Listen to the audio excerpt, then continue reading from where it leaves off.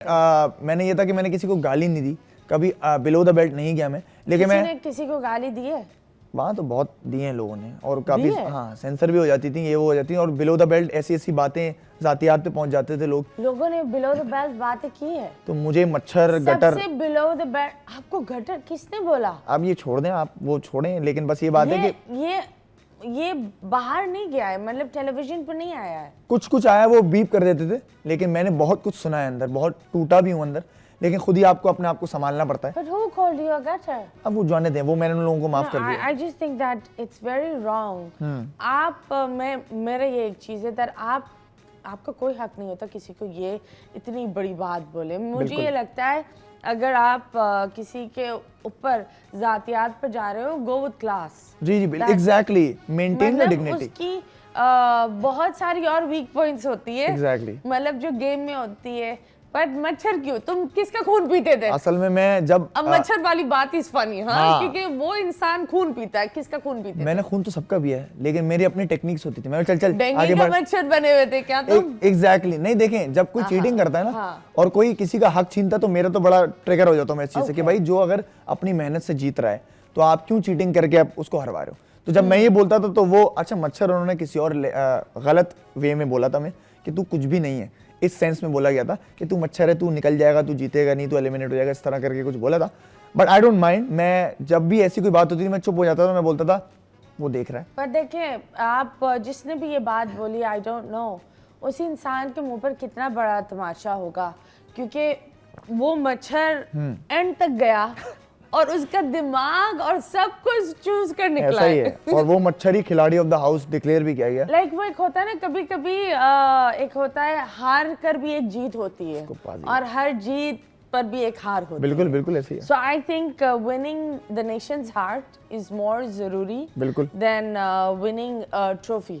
जी बिल्कुल, क्योंकि मुझे ये लगता है दैट जीत के पीछे कभी कभी इंसान इतना भागता है कि हम इंसानियत और अच्छाइयत को पीछे छोड़ देते हैं। तो ये चीज़ें नहीं करो। ज़िंदगी भी एक गेम की तरह है और हम इतना भाग रहे होते हैं सिर्फ जीतने के लिए कि कभी कभी हम बहुत सारे लोगों के साथ नाइंसाफ़ी कर लेते हैं उस प्रोसेस में। Please do not do that. ज़िंदगी को सही से गुजारो और वही सबसे बड़ी जीत होती है। इसलिए हम लेंगे एक छोटे से ब्रेक के बाद वापस आएंगे। Stay tuned.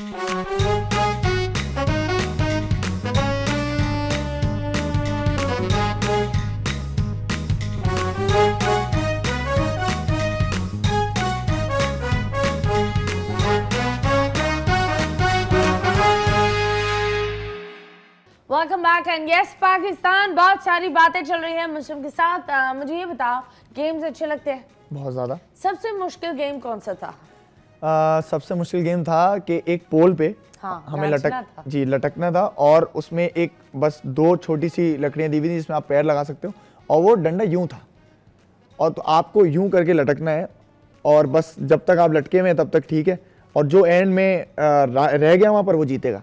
तो 9.5 घंटे मैं लटका रहा विद ज़ैनब राजा जो यहाँ पर आई थी, तो 9.5 घंटे में वहां लटका रहा और मेरे बाजू पूरे जवाब दे चुके थे। Oh God. उस वक्त मुझे रोना इस बात पर आया कि मेरी विल पावर तो है लेकिन मेरी बॉडी मेरा साथ नहीं दे रही।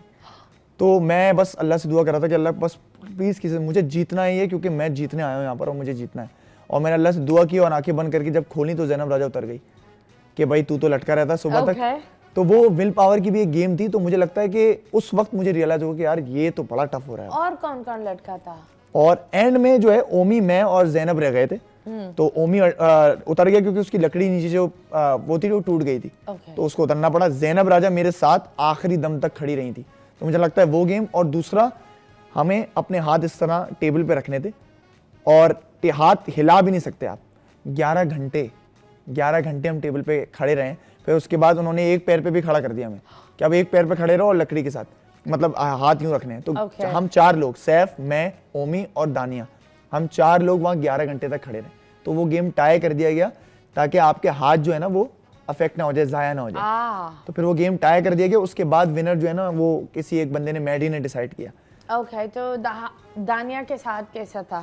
दानिया के साथ बहुत, दानिया मेरी सबसे अच्छी दोस्त थी मतलब घर में, क्योंकि शुरुआती हफ्तों में वो मेरी एक कंपेटिटर मुझे नजर आई कि अच्छा ये भी बड़ी अच्छा खेल रही है, सब मुद्दों पे बोल रही है।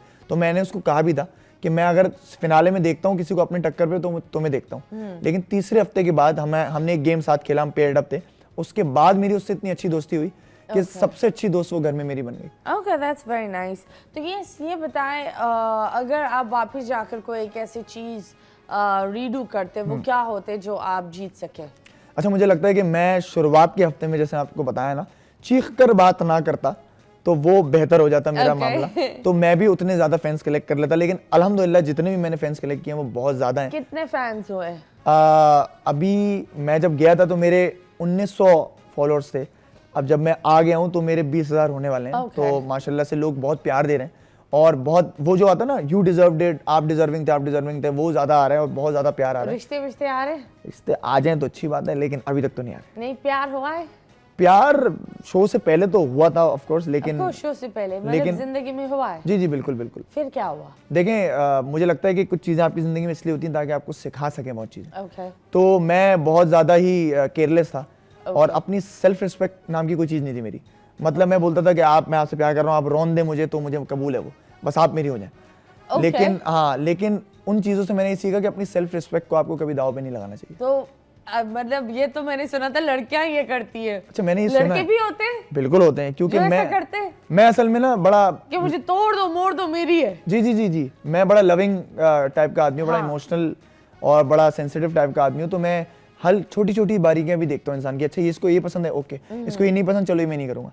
तो इसलिए ऐसे लोगों को ज्यादा तोड़ते हैं लोग। तो अच्छे लोगों की दुनिया है नहीं। मैं अपने आप को अच्छा नहीं बोल रहा, लेकिन मैं बोल रहा हूँ सेंसिटिव इमोशनल लोगों की दुनिया नहीं है। तो उससे मैंने सीखा कि सेल्फ रिस्पेक्ट बहुत जरूरी है।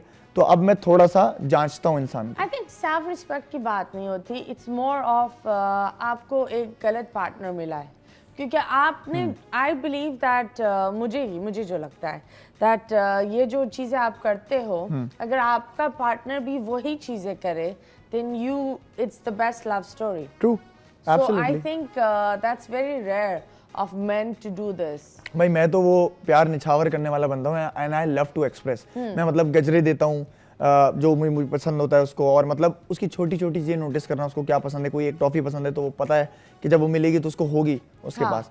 तो मैं छोटी छोटी चीजें करता हूँ नोटिस। लेकिन अब तक वही बात है कि उस तरह से तमाशा की बात वो आई, तमाशा के बाद अब तो अभी क्या ही आएगी। अब मुझे एक डाउट होता है कि अब अगर कोई आई तो वो शायद फेम देख कर आए, छोटा सा। वही जिसने इतना बड़ा गेम खेला। अच्छा, वो नहीं वो नहीं आई, वो ब्लॉक्ड है मेरे पास, तो वो आ नहीं सकता। उसने कोशिश की, हो सकता है कि हो। किसी से तुमने सुना कि अच्छा, एक दो लोगों से सुना तो है कि वो भी आपका शो देख रही थी और उसने भी बड़ी तारीफ की। मैं बोला अच्छा है, अब तो करेगी।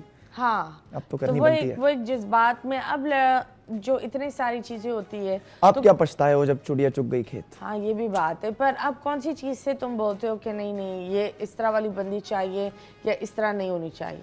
अच्छा, मुझे इसी तरह की बंदी चाहिए जो मुझे अंडरस्टैंड करे, मतलब समझे। अगर मैं चुप भी हूं ना तो मेरी खामोशी को भी समझे कि मैं किस तरह का इंसान हूँ, मैं